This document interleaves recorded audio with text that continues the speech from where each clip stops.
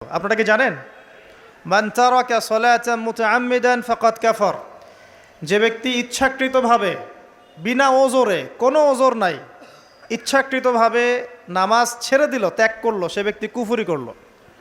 এখন আপনি বলেন কুফরি যে ব্যক্তি করে সে কি হয়?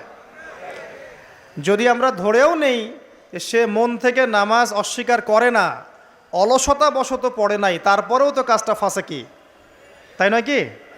আচ্ছা, তো আজকের প্রথম নসিহত হচ্ছে 5 ওয়াক্ত নামাজ মৃত্যুর আগ পর্যন্ত কেউ ছাড়বেন না।